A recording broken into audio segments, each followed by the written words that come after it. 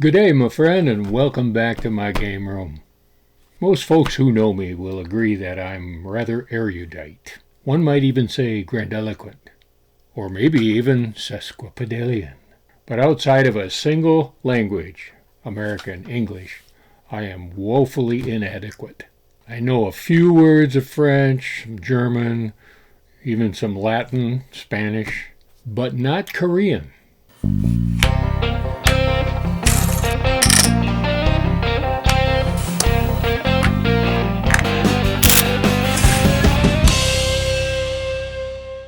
Is this word Gonu or Kono?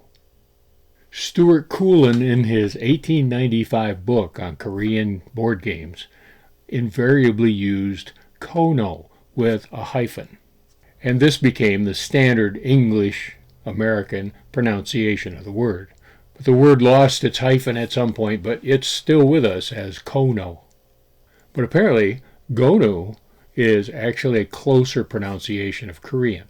So now I plead with you folks in my audience who know some Korean to clear that up for me and let me know, is it Kono or Gonu or maybe something in between? For now, I'm going to say Gonu just because it's easy for me to say. Now, Gonu is a kind of a species of little geometric games that are played primarily in Korea, also in the surrounding area. And these games go way back to like the 14th, 15th century. They've found a lot of archaeological evidence of these games propagating throughout the Korean peninsula. Now, we have a few of these Korean Gonu games in our catalog at NewVenture. One of the earliest ones that we put in the catalog was Pat Gonu.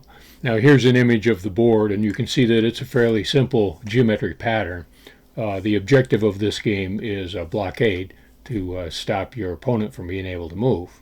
Now another one, and a very popular one, is Five-Field Kono, and again, here's the board. This one is a transition game where you're trying to get your pieces to the other side of the board. Sort of a Chinese checkers sort of a challenge, and in Five-Field Kono, all moves are made diagonally.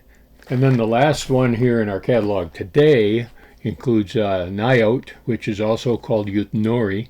This is actually a multiplayer race game. You might even say that it fits into a Pachisi type of a game genre because of the way that you have a team of horses trying to make it around the racetrack and past the finish line. It's a really fun one for multiplayers. Very soon now we're going to add this one to the catalog. This one is called Boseog Gono, and it's another one that's unique in that it uses a capturing method that's kind of rare in Asian games. Now the word Boseog translates to a gemstone, and one of the gems of South Korea is a place called Boseog-gun, and here's some pictures of it. It's a very popular resort town. Looks like a nice place to visit someday. But I don't know if the game and the location actually are all that much related. And the other game I want to talk about today is Jeel Gono. And the word Jeel means a straight line, which again, like most of them, is somehow related to the game's geometry. Both these games use the custodial capture, but because of the difference in the shape of the board, they definitely have different strategies and tactics. Now, the simplest form of a custodial capture is when you've got a single piece on the board and two other pieces move in on either side to flank that first piece, that target piece, and that target piece is removed. Now, there are quite a few variations on that depending on what game and what the origin of the game happens to be, but that's the essence of it.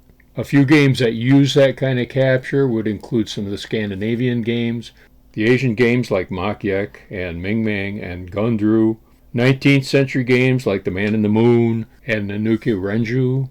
And then there's this really unique game called Bazingo, which has triangular custodial captures. Very cool. I did a video on it, so I'll include the link to that video in the show notes. But this is really a different kind of game.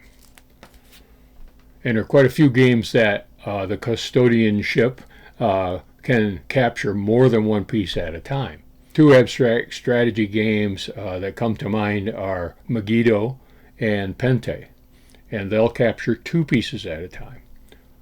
But in those cases, they're not removed from the board. The captured pieces simply are changed to the color of the captor. And that, of course, brings to mind reversi or Othello, in which you surround the pieces.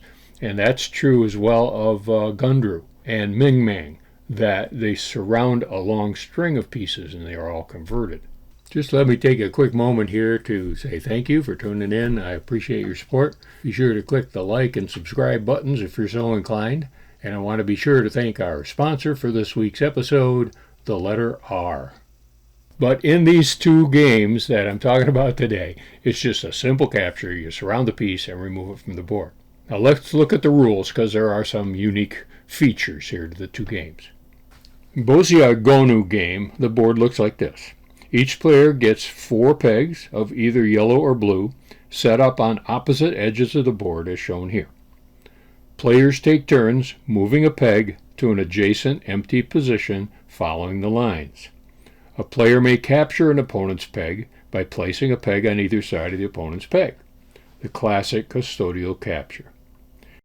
If a player moves their own peg in between 2 of the opponent's pegs, it is not captured. It is possible to capture 2 or even 3 pegs on a single move. When the opponent has been reduced to 1 peg, making captures impossible, or 0 pegs, then the last player to move is the winner. There's no more to it than that, which is enough for a series of simple and fun games. Now the rules to Jeel Gonu are pretty much the same. This is the board, and the pegs begin the game set up like this. All pegs move as you would expect to an adjacent empty cell. In this case, multiple pegs can be captured when surrounded. If a player moves their own peg between 2 of the opponent's peg, it is not captured. Captures can be made in the corners as well, trapping a peg in the corner on 2 sides. When the opponent has been reduced to 1 peg, making captures impossible, or 0 pegs, the last player to move is the winner. I have seen some rules that say the pegs can move more than 1 space in a straight line. That is, like a chess rook, moving right across the board. I think this would be more fun, actually, and more challenging than the 1 square per move restriction. In addition, I've seen a couple different alternate ways to set up the game to start.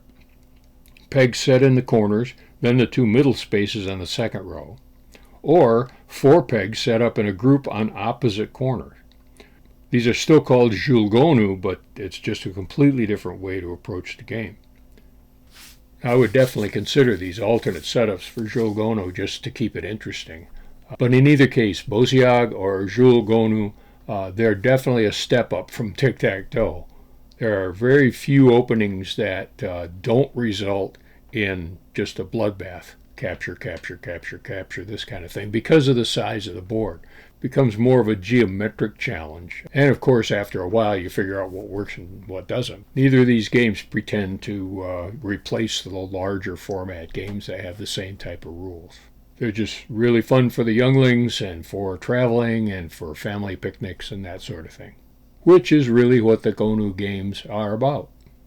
And there are even more games in the Gonu family that you can explore. A lot of it's online. And our plan is to bring out a set of these games that we can put in the catalog together so that you can buy this whole set of little Korean Gonu games. And that way we'll take away all your excuses so that you can be sure to play every day.